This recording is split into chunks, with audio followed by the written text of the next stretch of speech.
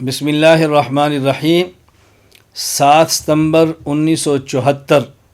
یہ ہمارے ملک کا ایک سنہرا باب ہے، ہمارے ملک کا ایک یاد رکھنے والا دن ہے۔ ہمارے پاکستان کا ہی نہیں بلکہ پوری دنیا میں وہ شخص جو مسلمان ہیں، حضور اکرم صلی اللہ علیہ وسلم کے عقیدت مند ہیں، نبی کریم صلی اللہ علیہ وسلم کی ناموس پر اپنی جان اور مال لٹانے کو سعادت سمجھتے ہیں، ان کے لیے یہ نہ بھولنے والا دن ہے کہ جب مسلسل کئی دہائیوں کی محنت سے، کئی ایک خون پیش کر کے، جانوں کے نذرانے پیش کر کے اور مسلسل جدوجہد اور محنت کے نتیجے میں وہ دن آیا کہ جب پاکستان کی قومی اسمبلی نے قادیانیوں کو،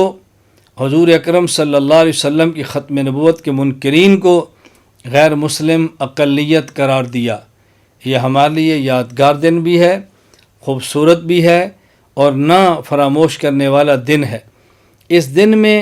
نبی کریم صلی اللہ علیہ وسلم کی ختم نبوت پر ڈاکہ ڈالنے والے کو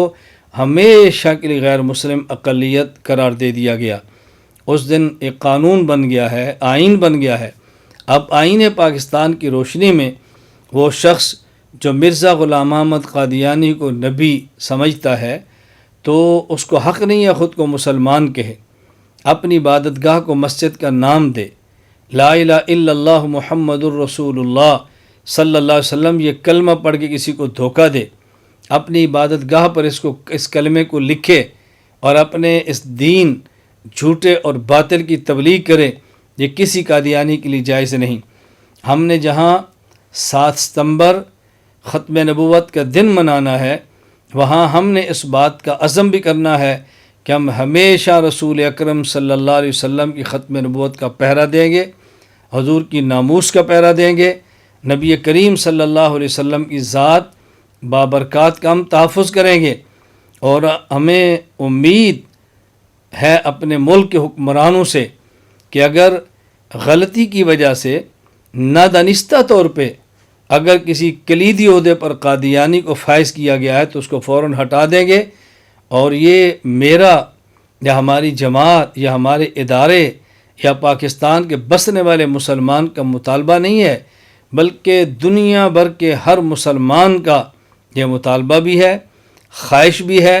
اور ایمان کا تقاضا بھی ہے کہ دنیا کے کسی بھی اسلامی ملک میں کسی بھی کلیدی عہدے پر قادیانی کو متعین نہیں کرنا چاہیے۔ ہم کہتے ہیں کلیدی عہدہ کیا، کسی عام عہدے پر بھی فائز نہیں کرنا چاہیے۔ کیوں؟ یہ جہاں رسول اللہ صلی اللہ علیہ وسلم کی ختم نبوت کے منکر ہیں، وہاں آئین پاکستان کے منکر ہیں، وہاں آئین پاکستان کے غدار ہیں اور آئین پاکستان کو تسلیم کرنے کے لیے تیار نہیں ہے۔ جب آئین نے کافر کہہ دیا، اب خود کو مسلمان کہنا یہ آئین کی توہین ہے، آئین کی غداری ہے۔ تو اس ملک میں اسی شخص کو حق حاصل ہے کسی عہدے پر بیٹھنے کا جو آئین کا وفادار ہو،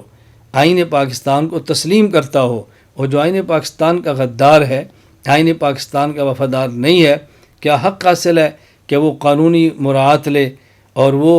آئین کی روشنی میں کسی عہدے پر فائز ہو کر یہ مراعات لے؟